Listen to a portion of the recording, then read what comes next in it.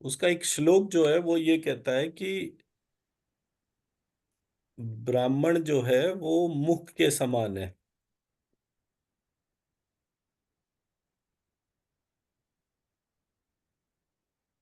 मुख के समान। क्षत्रिय जो है वो भुजाओं के समान है। वैश्य जो है वो पेट के समान है। और वहां पे टर्म है वक्षशूद्र।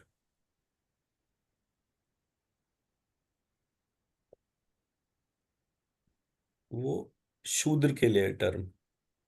एक्चुअली प्योर टर्म जो है वो शूद्र नहीं है, वो वक्षशूद्र है। और वो पैरों के लिए है। तो इसका मतलब ये होता है कि पूरा जो समाज जो है, मतलब ये 800 करोड़ लोग जो हैं, ये किसके दम पर चल रहे हैं? ये शूद्रों के दम पर चल रहे हैं। अगर शूद्र नहीं होते तो ये पूरा समाज जिसको हम देख रहे हैं वो नहीं चल सकता था, बिकॉज वो उसको अब भार वहन करते हैं। आप कोई भी चीज करेंगे बिना शूद्रों के वो पॉसिबल नहीं है। तो वो सारा कर। अब पैर जो है उनको चाहिए ऊर्जा। तो ऊर्जा की उत्पत्ति होती है पेट से। तो जितने भी पृथ्वी के ऊपर वैश्य हैं, मतलब जो लोग व्यापार कर रहे हैं, वो जो भी धन उत्पन्न कर रहे हैं वो उस सर्विस और गुड्स के कन्वर्जन से कर रहे हैं। तो जितनी ऊर्जा उत्पन्न हो रही है वो ऊर्जा वो ऊर्जा जो है वो वैश्य उत्पन्न उत्पन्न कर रहे हैं। तो which is the second layer. अब ये वैश्य उत्पन्न कैसे करेगा? अगर थाली जो है उसमें भोजन रखा है तो वो भोजन हाथ उठाकर मुंह के अंदर डालते हैं। इसलिए उन्होंने बोला कि क्षत्रिय जो है वो उन भुजाओं के जैसा है जो इस पेट को भोजन देता है इसके अंदर। तो ये एडमिनिस्ट्रेशन हो गया पूरा का पूरा। और मुख यानी हेड रीजन जो है वो मेन कंट्रोलर हो गया। सो ब्राह्मण जो है उसका कोर डोमेन क्या है? एजुकेशन। तो पूरा ब्रह्मांड जो है उसमें अगर मैं सिर्फ पृथ्वी की बात करूं, उसके अंदर 800 करोड़ लोगों की बात करूं, अगर कोई भी सिस्टम सरवाइव करेगा तो वो तब करेगा जब आपके पास एजुकेटेड शूद्र होगा। अगर आपके पास मोरालिटी ड्रिवन स्टाफ ही नहीं है, how long you will survive? और अभी रिसेंट है एप्पल और ये जो है क्या नाम है इसका,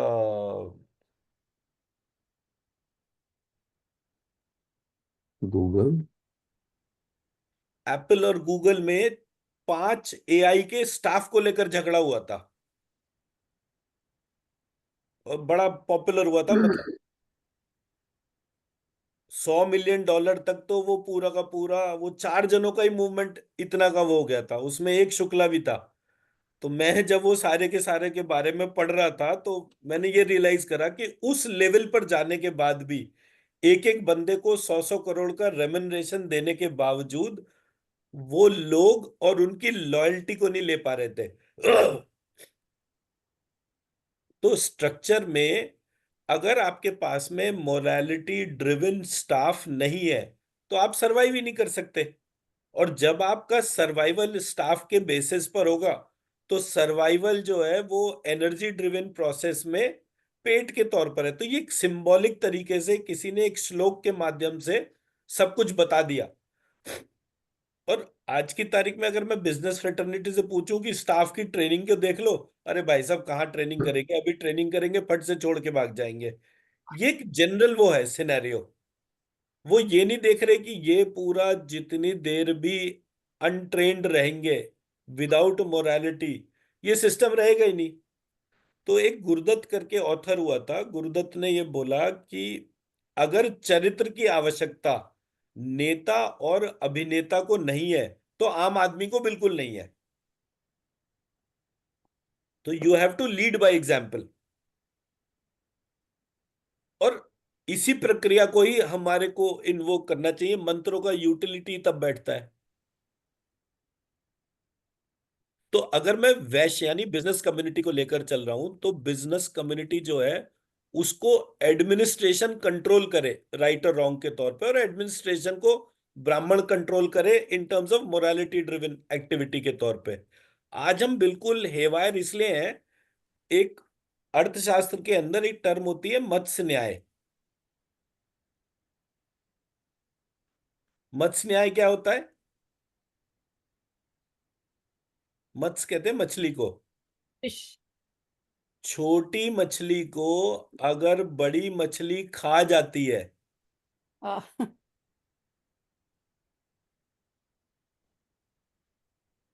छोटी मछली को अगर बड़ी मछली खा जाती है, तो वो मत्स्य न्याय होता है। हम्म। ऐसा ही होता है, it is a food cycle. हर छोटी मछली को बड़ी मछली खाती है, इसको मत्स्य न्याय कहते हैं। तो चाणक्य ने क्या लिखा? चाणक्य ने लिखा कि जब छोटी मछली को बड़ी मछली ना खा पाए, इस प्रकार राजा की दंड व्यवस्था हो, उसको संपूर्ण न्याय व्यवस्था कहते हैं। हम्म। उसको संपूर्ण न्याय कहते हैं। तो आप सोचिए कितनी छोटी सी एक एक्टिविटी से पूरे सिस्टम में सारा कुछ, और उस न्याय के लिए जो दंड विधान जो है वो ग्लोबल लॉ के तौर पे उसने बनाया था। मेरे तो खैर पीएचडी है इस सब्जेक्ट के तौर पे, तो मुझे तो बड़ा मजा आता है इस मैं मुझे छोटी छोटी डेफिनेशंस जो है ना इतनी अपील करती हैं।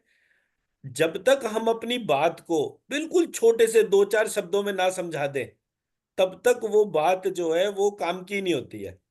और उसका रीजन भी है, देखिए हमारे पास में टेक्निकली, मैं जब ये मंत्र चिकित्सा और ये सारा कुछ देखता हूं, हमारे पास टेक्निकली 4 अरब 4.32 बिलियन ईयर्स का हिस्टोरिकल डिपिक्शन है। ठीक है जी। अब अगर आप एक ईयर के लिए केवल एक, मतलब एक साल के डिस्क्रिप्शन के लिए अगर आप केवल एक अल्फाबेट हाईलाइट करते हैं, सो दैट अल्फाबेट, मतलब total number of alphabets will be 4.32 billion. अब अगर आप एक पेज के ऊपर 1,000 अल्फाबेट्स या 5,000 अल्फाबेट्स लिखते हैं, 4,000 अल्फाबेट पकड़ लेते हैं कि अगर आप 4,000 अल्फाबेट्स एक पेज पर लिखते हैं, तो आपको कितने पेजेस की बुक हो गई? सो 4.32 बिलियन, बिलियन इज 10 की पावर 9 डिवाइडेड बाय 4 इंटू 10 की पावर 3, तो ये 10 की पावर 6 हो गया। ये 4 से 4 कट गया। तो 1 मिलियन पेजेस की बुक हो गई। अब 1 मिलियन पेजेस की पढ़ने की कैपेबिलिटी किसकी है? तो हमारे यहां पूरा हिस्टोरिकल डिपिक्शन जो है वो 36 बुक्स, जिनको हम पुराण कहते हैं, उसके अंदर डिस्क्राइब्ड है। और यहां पर जो सबसे खास बात थी वो थी रिपीटिटिव पैटर्न जो है उसको हाईलाइट कर दिया। मतलब मेरे पास अगर टोटल डेटा पॉइंट्स, इतना डेटा अगर मेरे पास है, उस डेटा में कितना रिपीटिशन है, उस रिपीटिशन को मैंने मिनिमाइज कर दिया। और यूनिक पॉइंट्स मतलब कि नॉलेज और साइंस के बेसिस पर, जो नॉलेज मतलब रिलेशनशिप, साइंस मतलब वो रिलेशनशिप जो पूरे प्रोसेस में यूनिक कनेक्शंस को हाईलाइट कर रही है, केवल उतने पार्ट के ऊपर फोकस करके मैंने पूरा 4 अरब 32 करोड़ वर्ष का सिस्टमैटिक स्ट्रक्चर प्रेजेंट कर दिया। ये ब्यूटी है हमारे सिस्टम की। और हम उसको केवल पूजा या इस तरीके से करते करते हमने उसको इतना पीछे छोड़ दिया कि अब हमारे को जब जरूरत भी पड़ती है चीजों की तो नहीं मिलती। ये रीजन है कि हमारे यहाँ प्रिसाइज राइटिंग के ऊपर जो है वो पूरा पार्ट बना हुआ था। इनफैक्ट जो फेसबुक में एक वर्कशॉप हुई थी जिसमें कि उन्होंने अपनी बात को 1 मिनट में कंपाइल करने के लिए बोला था, एंड दस दे क्रिएटेड रील्स, कि आप अपना पूरा पार्ट जो भी आपको बोलना चाहते हो बोलो, but you should be able to completely explain your part in just 1 minute time. तो ऐसे करके ये स्ट्रक्चर हमारा बना था। एनीवेज, चलिए अब अपने उस पे आ जाते हैं। हमारी कल की स्लाइड ये वाली थी।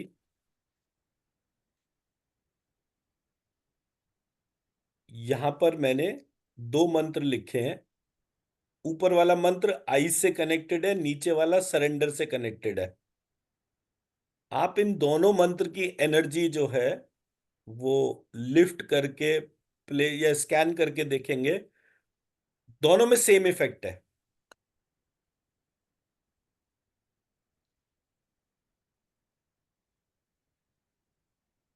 एक एक करके ये दोनों मंत्र की एनर्जी आप आंखों में डालिए, और आंखों में डालकर इसको स्कैन करके देखिए आपको क्या पता चल रहा है।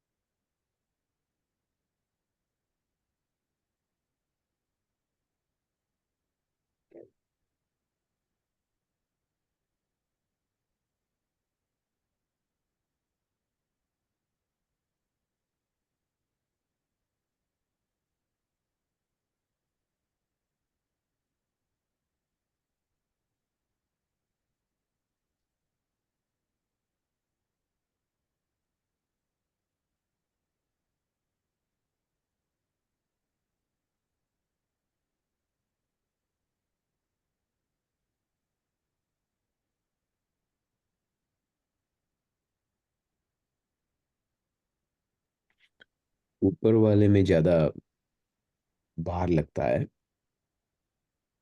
दोनों का सेम है, आपने बताया भी है, पर the upper one resonates much more, and definitely palpitations around the eyes, because I guess you gave a reference for the eyes, so maybe that might be it. I can't tell when you say eyes and then you say scan, so it's like I have a silent thing that okay, we're talking to the eyes, we're hitting the eyes. So sorry, I'm trying to नहीं नहीं, वो just आप बिल्कुल सही चीज कह रहे हैं। मैंने इसमें हाईलाइट भी यही कर रहा हूँ। ये जो ऊपर वाला मंत्र है इसका आंखों से कोई कनेक्शन नहीं है। इस मंत्र hmm, को जब आप पढ़ेंगे, मैंने आईज बोला तो आपको वहां पर फील हुआ। ये hmm, मंत्र दुर्गा सप्तशती में चैप्टर 11 में right, लिखा है, और right, बेसिकली पूरी बॉडी को डिजीज फ्री करने के लिए बात कर रहा है। hmm, that's the first part जो मैं इसमें हाईलाइट करने के लिए बोल रहा था। मेरी अटेंशन आंखों पे चली गई, दैट डजंट मैटर, बट वो जिस भी बॉडी पार्ट पे जाएगी उस पे ऊपर वाला मंत्र काम करेगा। yes. ठीक है, पहला पार्ट। दूसरा पार्ट ये है कि जो नीचे वाला मंत्र जो है वो है डिवाइन सरेंडर।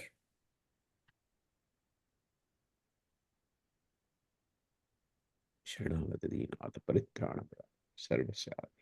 ये चैप्टर 12 में है, दुर्गा सप्तशती का मंत्र है।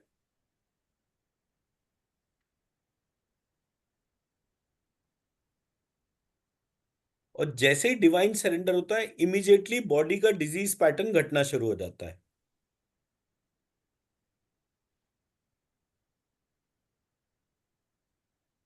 आइस तो मैंने लिखा ही सिर्फ इस वजह से क्योंकि हमारे को एकदम से अटेंशन वहीं पर लेकर जाने का वो हो जाता है जहां पर भी हम कोई कमांड या वो पढ़ते हैं, क्योंकि हम सबको वो संस्कृत वाला पार्ट तो पता नहीं है।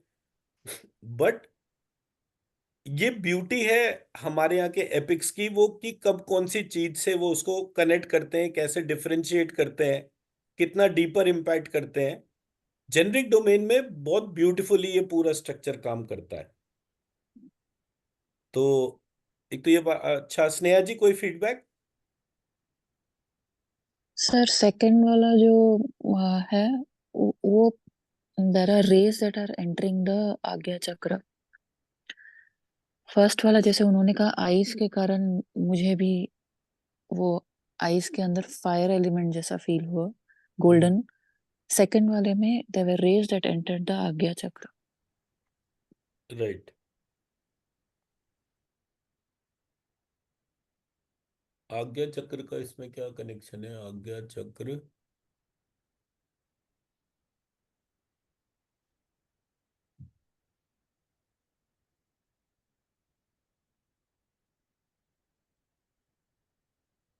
ओके। आज्ञा चक्र बेसिकली इंटेलिजेंस के लिए यूज होता है। तो मेरा इंटेलिजेंट सिस्टम जैसे ही डिस्टर्ब होगा, Ajna chakra act as a gear system. एक चक्र को यूज करना है या मल्टीपल गियर्स, मल्टीपल चक्रास को यूज करना है, ये इंटेलिजेंस आज्ञा चक्र के अंदर होती है।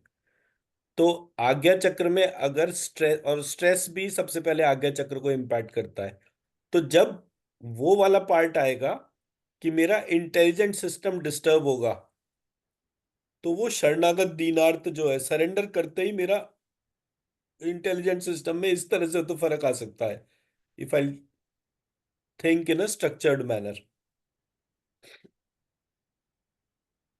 अदरवाइज मेरे को नहीं पता इसमें इसका क्या कनेक्शन है। शालिनी जी, आपका क्या फीडबैक?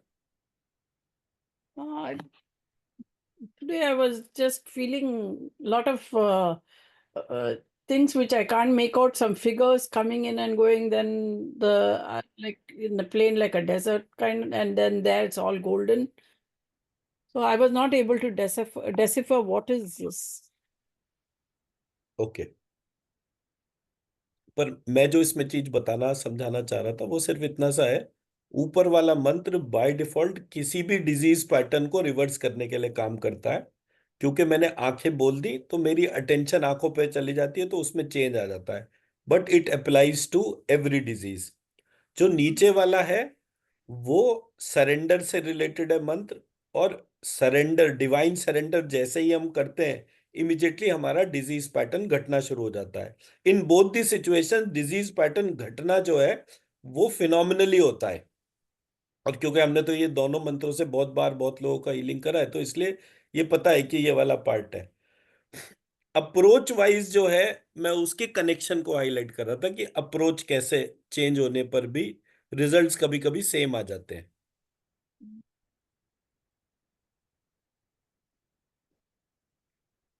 ये न्यूज़पेपर के कुछ मैंने आर्टिकल शेयर करे थे कि पूरी दुनिया में संस्कृत रिलेटेड बहुत सारा वर्क हो रहा है। और एम्स में भी कुछ स्टडीज हुई थी जो भगवत गीता, वैसे मतलब बाय डिफॉल्ट जो है ना, भगवत गीता के बारे में अगर कहीं कोई बात हो रही है और वो प्रेस और मीडिया में आ रहा है, तो आप समझ लो कि वो कोई इस्कॉन वालों का आर्टिकल होगा। Yeah. वो बाय डिफॉल्ट है, मतलब वो हर एक व्यक्ति ने एक एक ओनरशिप ले रखी है, तो इस्कॉन ने गीता की ओनरशिप ले रखी है, तो वो उसके तौर पे है। बट जितने एब्सर्ड मैंने इस्कॉन वालों के ट्रांसलेशन देखे हैं, उतना मैंने शायद ही कोई चीज देखी हो। वेरी वेरी एब्सर्ड, कोई कनेक्शन ही नहीं है। ओके, तो coming to, We are getting all these PowerPoints, right? ये तो पहले ही मैं दे चुका हूँ। ये तो सभी के पास पहले से ही है, लेवल 1, लेवल 2, लेवल 3 की पीपीटी है ये। Hmm.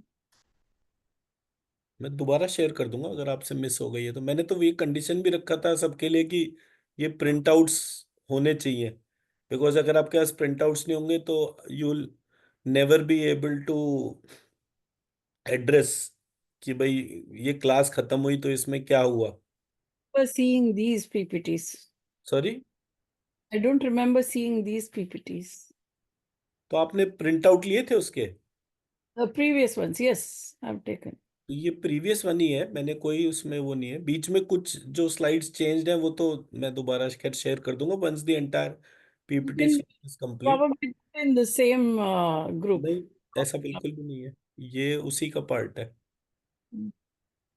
I mean, again, if you can put it in this group, वो so आई डू दैट, वो मैं कर दूंगा, मैं उसको नहीं मना कर रहा हूँ। मेरा सिर्फ कहना इतना सा है कि जो पीपीटी मैंने पहली बार शेयर करी थी ये उसमें था। जो चेंजेस मैंने करे थे वो तो एक थोड़ा लुक एंड फील बेटर करने के लिए था, बिकॉज ऑलमोस्ट 3-4 साल पुरानी पीपीटी थी, तो मैं थोड़ा अब आप लोग आए हो तो कुछ ना कुछ एक डिफरेंशिएटर तो होना ही चाहिए ना, तो उसके तौर पे। तो अब हमारी जो है, देर आर 5 स्टेजेस जिसको कि हम ग्रीफ की डोमेन में लेकर चलते हैं। हम्म, तो इसमें आता है आपका डिनायल, एंगर, बार्गेनिंग, डिप्रेशन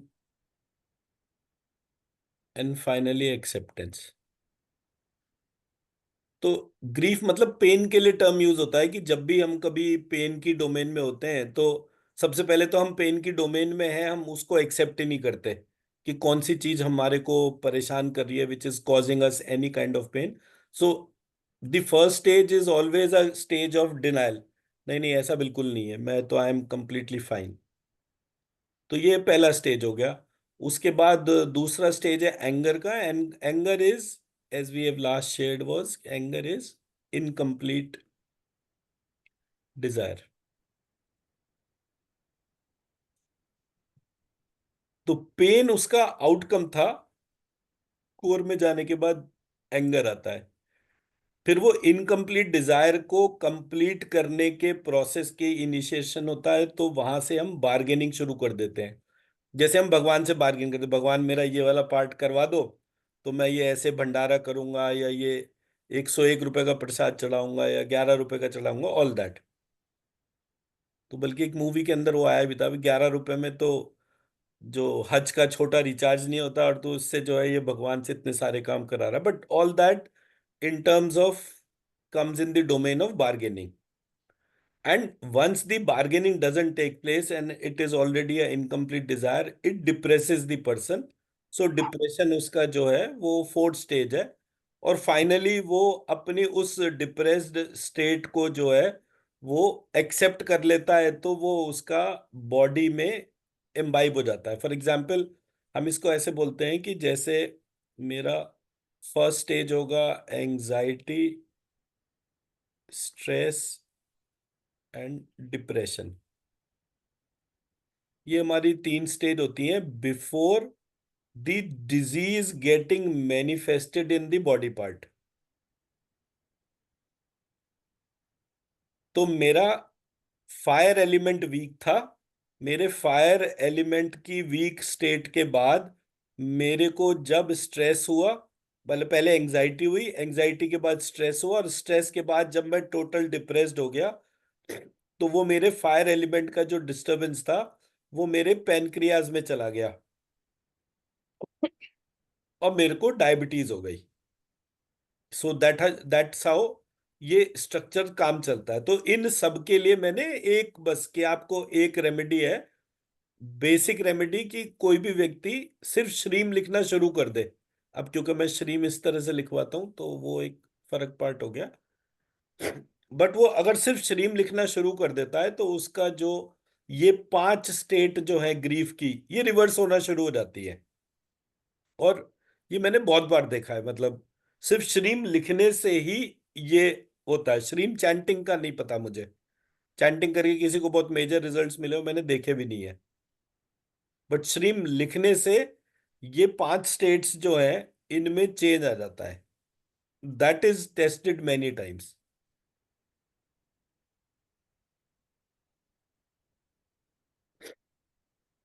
अब आते हैं, ये हमने एक ओरिजिनल स्ट्रक्चर देखा था जिसमें हमने बोला था कि ये मेरा सोल सीट है, इस जगह, इस पॉइंट पे।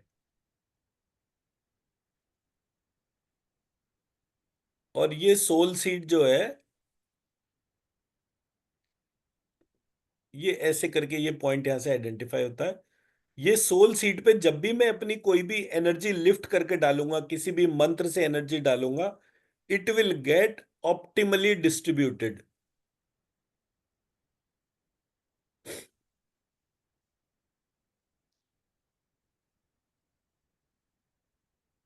ये पूरा ऑप्टिमली डिस्ट्रीब्यूट हो जाता है। और ये जितना भी डिस्ट्रीब्यूशन होता है, इस वजह से हम ये कहते हैं कि जब भी आप एनर्जी लिफ्ट करके प्लेस करते हैं, please do it in your soul seat.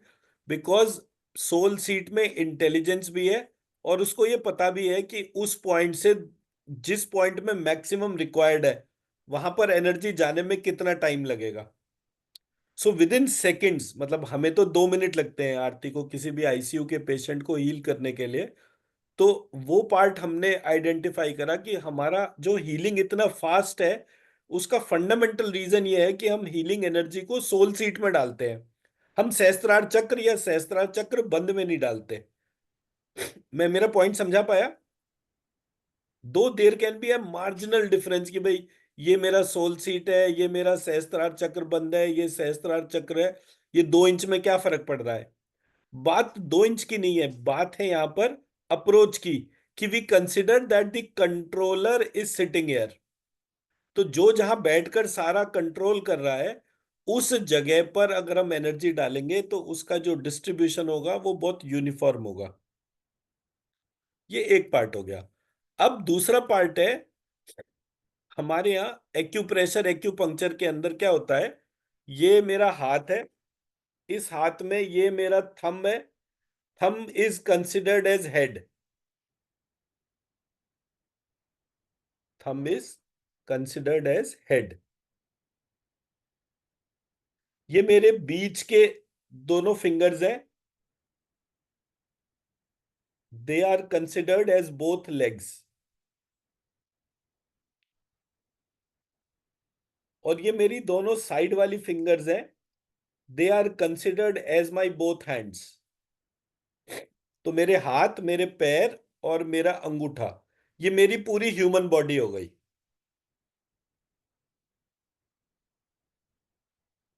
मैं मेरी बात समझा पा रहा हूं?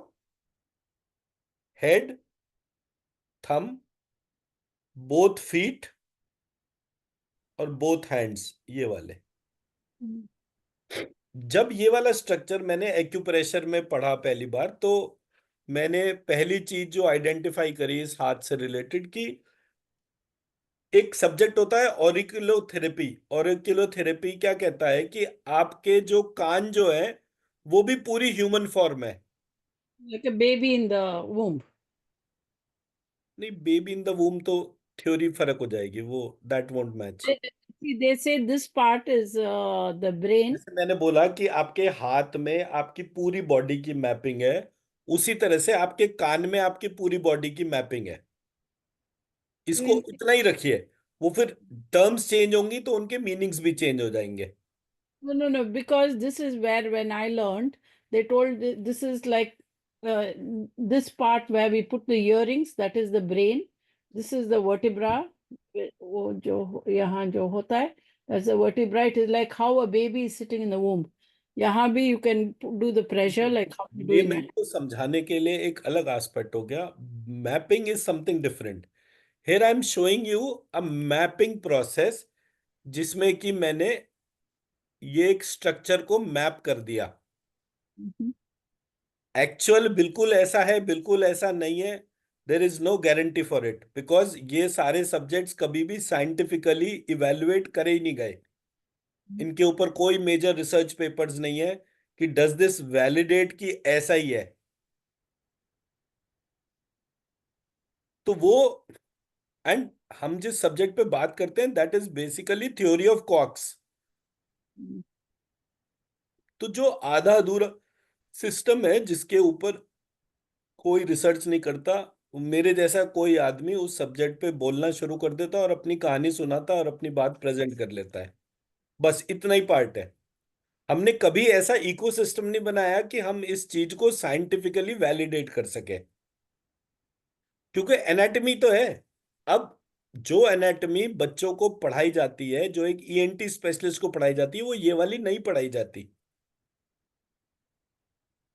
तो ये वाली नहीं पढ़ाई जाती, इसका मतलब कि इसके साइंटिफिक वैलिडेशन के लिए कोई एफर्ट नहीं करा गया। हो सकता है ये 100% साइंटिफिकली वैलिडेटेड हो। सो मेरे को इस पार्ट में कोई वो दिक्कत नहीं है। बट मैं क्योंकि एक यूनिफॉर्म स्ट्रक्चर की बात कर रहा हूं, तो इसलिए मैंने बोला कि भाई ये मेरा हाथ है, इस हाथ में दोनों ये मेरे पैर है। अब अगर मैं इस सिस्टम से अपने अंगूठे तक जा रहा हूं, ये मेरा दोनों पैर है, ये दोनों हाथ है, और मैं ऐसे करके एक लाइन ड्रॉ कर रहा हूं अपने थंब से लेकर यहां तक, तो ये जो पॉइंट है, इस पर मेरे 9 चक्रास आ जाते हैं। मेरा सबसे ऊपर का चक्र कहां पर आता है? बोले जी नाक के पीछे। ये मेरा लंबिकाग्र चक्र हो गया। तो मैं जब अपने अंगूठे का जो सबसे ज्यादा बल्जिंग पॉइंट देखता हूं, थंब का, उस बल्जिंग पॉइंट के पीछे मेरा लंबिकाग्र चक्र आ जाता है। तो ये मेरी मैपिंग हो गई। ये मेरे दोनों पैर हो गए। ये पैर के जॉइंट पर मेरे स्वादिष्ठान और मूलाधार चक्र हो गए। ये इसका सेंटर पॉइंट हो गया। ये मणिपुर चक्र हो गया। ये हेड रीजन जहां कनेक्ट होता है उसको थ्रोट कहते हैं। तो यहां पर मेरा जो है, इस थंब रीजन के कनेक्टिंग पॉइंट पर मेरा थ्रोट चक्र हो गया। ये मेरा फोरहेड हो गया। If I put the face in this format, तो जो मेरा फोरहेड है, वो फोरहेड पे मेरा आज्ञा चक्र हो गया। And like this I have mapped all my chakras. तो मेरी ह्यूमन बॉडी के अंदर जो भी चीजें हैं वो मैंने हाथ के ऊपर देखी और हाथ के ऊपर उसको मैप कर लिया। ऑन द सेम मैनर मैं उसी प्रोसेस को मेरे कानों पर भी मैप कर सकता हूं। अब मेरी 5 सेंसेस कौन कौन सी हैं? मेरी आंख, मेरी नाक, मेरे कान, मेरा मुंह, ऐसे करके मेरा जो है, और पूरी बॉडी के तौर पे ये अलग अलग जगह अलग अलग थ्योरीज हैं। ये थ्योरीज को यूनिफॉर्म होना पड़ेगा। इसलिए मैंने आपको टोका कि आप जो है इसको बेबी इन दी वूम मत कहिए। बिकॉज अगर आप बेबी इन दी वूम कहेंगी तो आप उसके एक्यूप्रेशर अप्रोच को ही वो कर देंगे। कोई अपने जो वूम में अगर कोई बेबी है तो क्या कोई उसको प्रेस करेगा या कोई चीज प्रिक करेगा? कभी भी नहीं करेगा। मैं मेरा बात समझा पा रहा हूं? Yeah. Like my hand, I can press by putting grains on this। वो एक्यूप्रेशर का अप्रोच हो गया। ऑन द सेम लाइन, और मैं यहाँ पर कहीं ना कहीं कोई भी पंचर भी कर सकता हूं। तो जो एक्यूप्रेशर वाले होते हैं वो दबाते हैं, एक्यूपंक्चर वाले यहाँ पे सुई लगा देते हैं। ऑन दी सेम लाइंस मैं यही प्रोसेस अपने कान में भी कर सकता हूँ। कान के अंदर भी एक स्ट्रक्चर है। यही प्रोसेस अपनी नाक पे भी कर सकता हूँ। नाक में भी एक स्ट्रक्चर है। यही प्रोसेस अपनी आंख में कर सकता हूं। तो आंख के आसपास का भी एक स्ट्रक्चर है। तो ये जितने भी स्ट्रक्चर्स हैं, इन स्ट्रक्चर को प्रेस करने से, इन स्ट्रक्चर को प्रिक करने से एनर्जी में चेंज होता है। और एनर्जी का चेंज वैसे ही होता है जैसे ये right side of the image है, जिसके अंदर एक सेंट्रल कॉर्ड से बैकबोन और सारे बॉडी पार्ट्स कनेक्टेड है। द डिफरेंस इज, ये सारे जितने भी क्वैक्स हैं ये सब अपनी अपनी थ्योरी बताने के चक्कर में जो है वो एक कंपाइल्ड यूनिफॉर्म थ्योरी पे बात नहीं कर रहे। मेरी अप्रोच जो है वो सिर्फ उस पूरी थ्योरी को यूनिफॉर्म करने के लिए काम कर रही है। इसलिए, और हर जगह एम्बिगिटीज है, तो जब हम उन एम्बिगिटीज को स्टडी करेंगे तो हमें हर जगह का गैप एरिया पता चलेगा कि अच्छा यहां पर तो इसको ये कह रहे थे, यहां पर उसको वो कह रहे थे। तो साइंटिफिक सिस्टम का जो स्ट्रॉन्ग पार्ट है वो ये है, it talks about a uniform system. मैं मेरी बात समझा पा रहा हूं? Mhm. So till the time we don't develop something as a uniform process across all the ways, तब तक हमारी प्रक्रिया जो है वो रिजॉल्व नहीं होगी। तो एलोपैथी इसलिए सबके ऊपर राज कर रही है बिकॉज वो सब जगह एक यूनिफॉर्म थ्योरी के ऊपर बात कर रही है। उसकी एक कम्युनिटी है जो उसके ऊपर रिसर्च करती है, और उसकी एक कम्युनिटी है जो उसको प्रैक्टिस करती है। वेरेज ऑल्टरनेटिव मेडिसिन या कॉम्प्लीमेंट्री एंड ऑल्टरनेटिव मेडिसिन की कम्युनिटी ना तो बहुत डेवलप्ड है, और हर व्यक्ति अपनी अपनी ढपली अपना अपना राग वाले कहानी से है। एस्ट्रोलॉजर अलग कहानी बताएगा, वास्तु वाला अलग कहानी बताएगा, चक्रा वाला अलग कहानी बताएगा। सब अलग अलग चल रहे हैं। किसी से पूछो तो अरे आपको नहीं पता, अब तो वो नई क्वांटम हीलिंग भी आ गई है। भाई वो क्या होती है? अब उसको क्वांटम का कुछ नहीं पता। क्वांटम क्यू से शुरू होता है या के से शुरू होता है उसको कोई मतलब नहीं है। वो तुरंत ऐसे बोलता है जैसे कि मतलब आइंस्टाइन उसके घर में ही पैदा हुआ था और उसी ने जो है वो पूरी क्वांटम हीलिंग डेवलप करी है। ऐसे करके हमारा ग्लोबल सिस्टम जो है वो कॉम्प्लीमेंट्री एंड ऑल्टरनेटिव मेडिसिन पे प्योरली डिस्टॉर्टेड है। तो मैंने जब उस गैप को आइडेंटिफाई करा, क्योंकि मुझे तो बीज मंत्रों को सबसे कनेक्ट करना था, तो मैंने कहा टिल द टाइम सब लोग एक यूनिफॉर्म प्रोसेस में नहीं आएंगे तब तक ये नहीं हो सकता। तो मैंने क्या कहा, मेरा जो नाभि है वो सेंटर पॉइंट है। अब मुझे, अगर मैं मेरे नाभि को ट्रिगर करूं, तो मेरी नाभि जो है किस किस पॉइंट से कनेक्ट है? मेरे हाथ के सेंटर पॉइंट से कनेक्टेड है। तो दोनों हाथों में ये वाला पॉइंट, दोनों पैरों का यही वाला पॉइंट जो सेंटर पॉइंट है, और मेरी नाभि, ये मेरे अर्थ एलिमेंट के कनेक्शन है।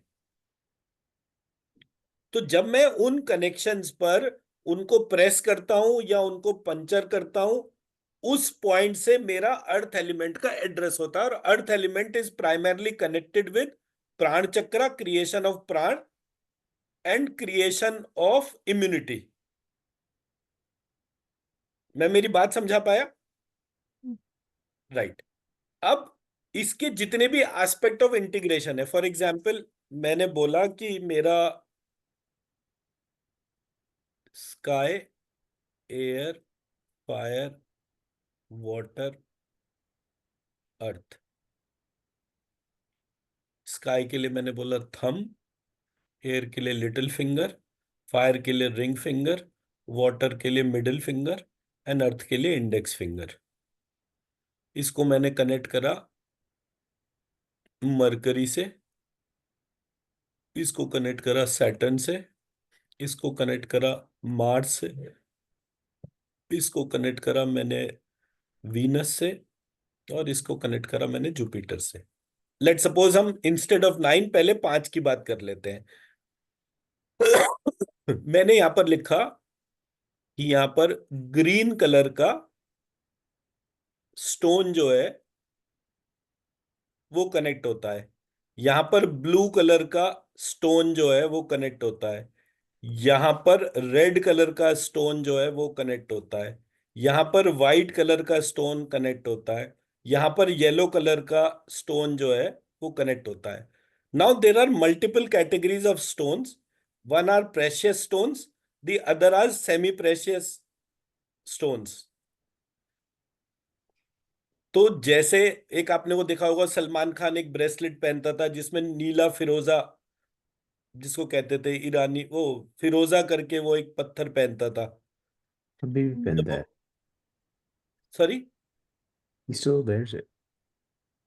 हाँ, अमिताभ बच्चन भी पहले फिरोजा ही पहनता था, फिर उसने उसको जो है ओपल से रिवर्स कर दिया, वाइट ओपल पहनना शुरू कर दिया था उसने। अभी भी शायद पहनता है। तो प्रेशियस स्टोन्स और सेमी प्रेशियस स्टोन्स जो हैं, जब मैं उनको पढ़ रहा था, तो मैंने अभी कुछ दिन पहले ही एक व्हाट्सएप मैसेज डाला था। आई डोंट नो आप में से कितने लोगों ने देखा। I share it again.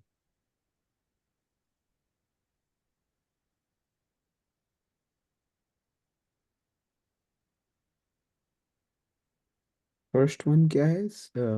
I try to read your green, handwriting. Green stone, Peridot, Peridot इसमें काम करता है। मरकरी है पहला, स्काई पे। Okay, sky पे. Okay, got it.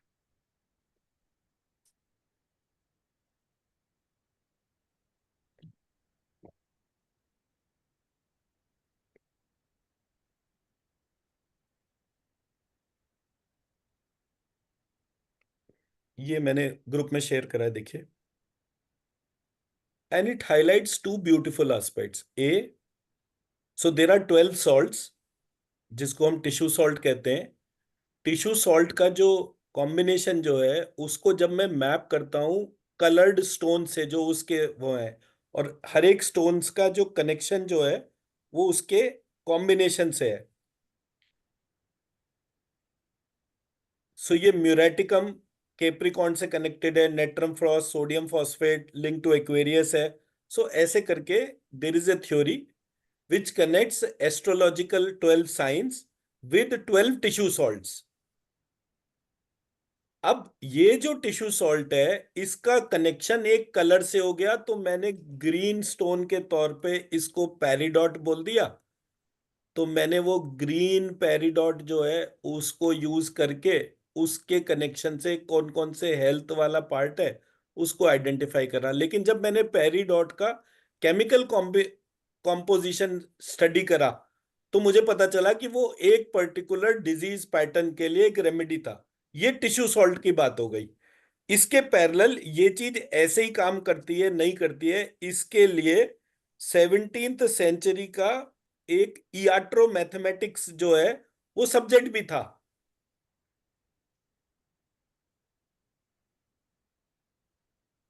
ठीक है जी।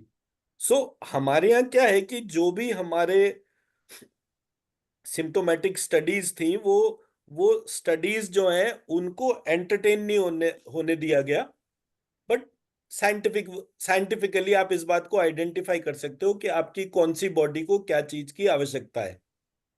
बट क्योंकि ज्वेलर्स वर्ल्ड वाइड एक बहुत बड़ी कम्युनिटी है, तो उन्होंने पन्ना पुखराज जो है उसकी एक कहानी फॉर्म कर दी और वो कहानी के साथ में मिरेकल्स कनेक्ट कर दिए।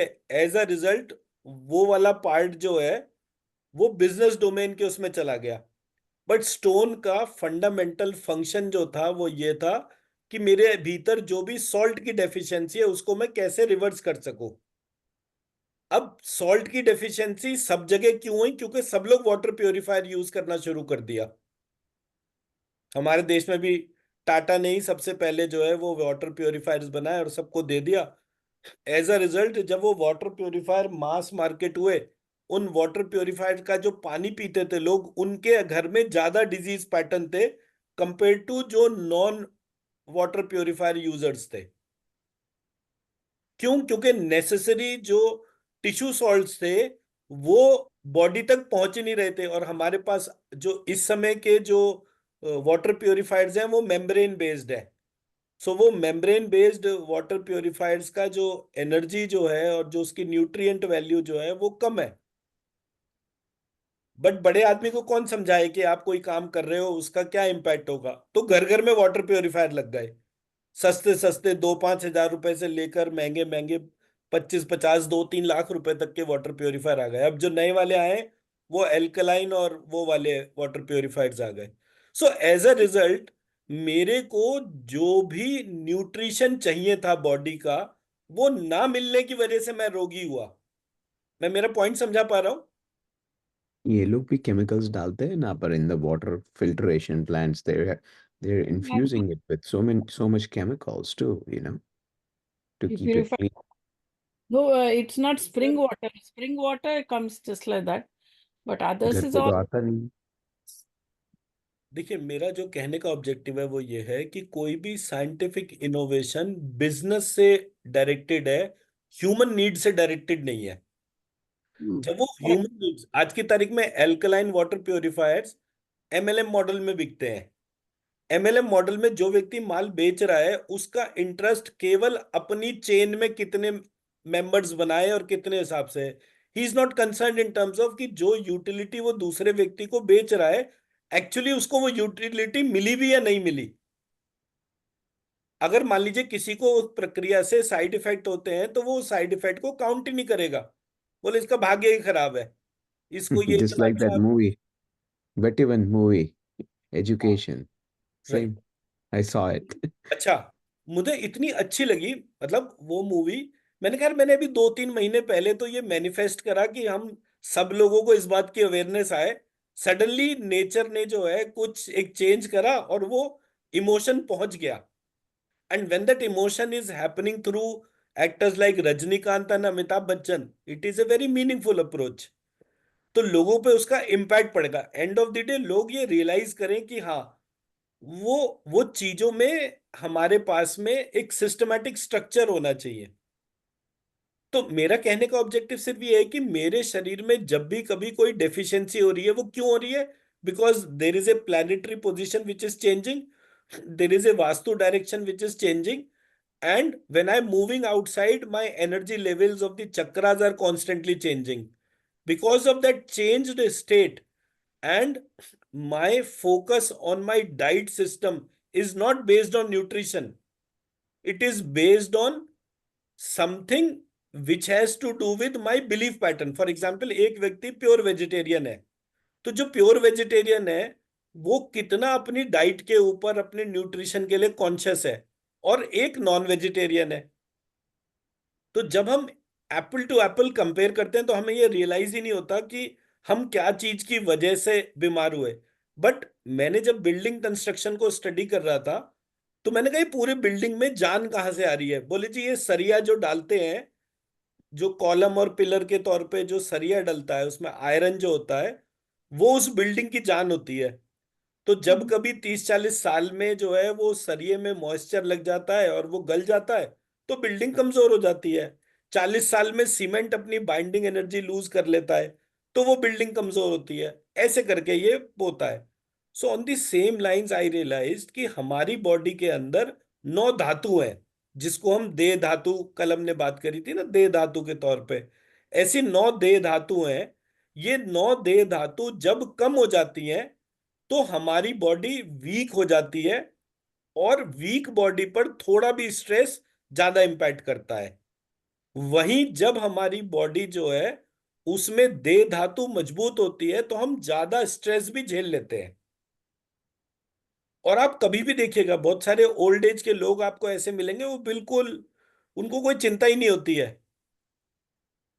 तो उनका जब बॉडी स्ट्रक्चर और वो सब आप देखते हैं तो आपको पता चलता है कि अरे इनकी न्यूट्रिटिव वैल्यू पास्ट में बहुत हाई रही, जो उनको आज तक काम कर रही है। ऐसे करके ये सिस्टमैटिक वो है। बट ये मतलब इयाट्रो मैथमेटिक्स की बात करें या 12 टिश्यू सॉल्ट्स के जो साइंटिफिक कोरिलेशन हैं, इसके ऊपर काम हुआ था, बट वो काम आगे बढ़ नहीं पाया। So my objective is just to highlight कि जिस तरह से ये ऑरिकुलोथेरेपी और इन सब चीजों में काम हुआ, बट उसके साइंटिफिक वैलिडेशंस क्रिएट नहीं हुए जितने साइंटिफिक होने चाहिए थे। मैं मेरी बात समझा पाया? राइट, आगे बढ़ते हैं।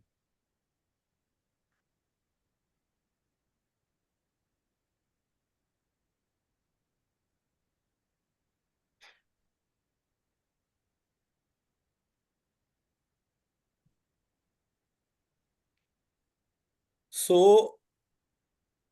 यहाँ पर हम बेसिकली मंत्र चिकित्सा के एक सिस्टमैटिक स्ट्रक्चर को हाईलाइट कर रहे हैं कि जो हमारा लेवल 4 होता है उसमें क्या क्या एक्स्ट्रा एस्पेक्ट्स हैं जिसको कि हम शेयर कर रहे हैं। So why we have a history of more than 4.32 billion years. वेद पुराण तंत्र में क्या क्या चीजें हैं? Learning from past experiences, epitome of action plethora, where we have research and where not new subjects of research, creator creation model, wars, arms, strength, money in past and today, how important is creation, epidemics and how to handle, what all should be part of children's education. So all that in a systematic manner we are trying to create a curriculum जो कि disease और disease के reversible process के लिए एक foundation बने। तो जैसे हमने हाईलाइट करा कि भाई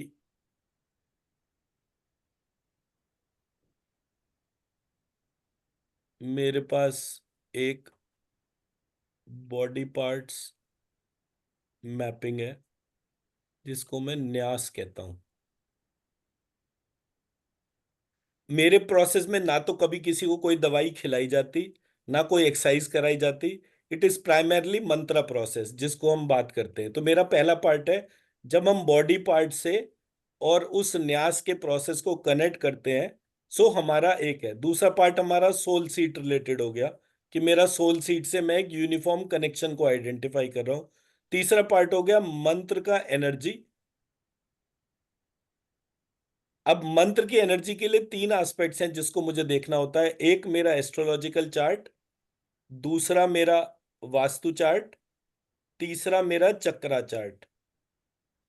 तो इस बेसिस पे इन तीनों चीजों को आइडेंटिफाई करने की वजह से फिर मैं मंत्र आइडेंटिफाई करता हूं कि हाँ ये वाला मंत्र मेरा परफेक्टली काम करेगा। उस मंत्र को लिखता हूं मैं मल्टीपल टाइम्स, और उस मंत्र की एनर्जी जो है वो न्यास के आधार पर कहां पर प्लेस करनी है। दैट्स द अप्रोच जो कि मंत्र चिकित्सा प्रमोट कर रही है। एंड ये पूरा का पूरा फंक्शन जो है वो डिस्टेंस हीलिंग के बेसिस पर है। तो डिस्टेंस हीलिंग का मतलब कि मेरे को फिजिकली पेशेंट को ना छूने की जरूरत है, ना ही उसके किसी भी एस्पेक्ट को इम्पैक्ट करने की। मेरे को सिर्फ पेशेंट विजुअली दिखना चाहिए, भले ही चाहे वो दुनिया के किसी भी कोने में हो, स्पेस में ही हो, मतलब सुनीता विलियम टाइप भी अगर लोग एक व्हाट्सएप वीडियो कॉल पे कनेक्ट करते हैं तो we'll be in a situation to heal them without anything. जैसे अगर सुनीता विलियम्स हमारे साथ एक व्हाट्सएप वीडियो कॉल या जूम कॉल करे और वो बोले कि मेरे को, उसके बीच में आर्टिकल्स भी आए थे ना कि किडनी में उसको, सुनो फोन है तुम्हारा, तो वो उसको किडनी में पेन और ये प्रॉब्लम्स वगैरह हो रही है, किडनी स्टोन के तौर पे हो रहा है। So those kind of pains and activities will be in a situation to minimise. So and that anybody can do, मतलब हमारा तो पूरा प्रोसेस ऑफ फोकस जो है वो इस बात के ऊपर है कि ये अप्रोच पूरी तरीके से anybody can do and, but scientific journey में इसमें काम करने की बहुत सख्त जरूरत है।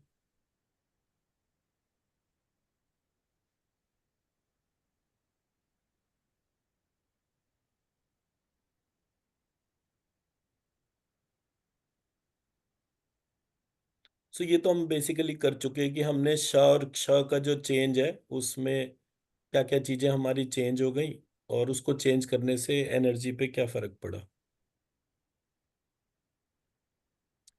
ये वास्तु वाला जो पार्ट है इसको एक दफे कल रिवाइज करेंगे, बिकॉज इसमें हमारी बहुत सारी चीजें बैठती है। तो कल अगर आप लोग टाइम से बैठेंगे तो हम इसको बहुत आराम से कर पाएंगे, बिकॉज इट इज ऑलरेडी 10:43। तो Yeah, tomorrow I don't have anything. आज तो पूजा। नो प्रॉब्लम, मतलब मुझे कोई दिक्कत नहीं है, even if you take 3 more days to complete, it is fine. But वो क्लास शुरू ही नहीं हो रही थी तो वो परेशानी हो रही थी। तो अब हमारे को जो है वास्तु वाले पार्ट को एक दफे रिवाइज करना है। हम एक दफे तो पहले कर ही चुके हैं इसको, but will revise with the complete impacts जो हमने इसको प्लान करे थे। Okay.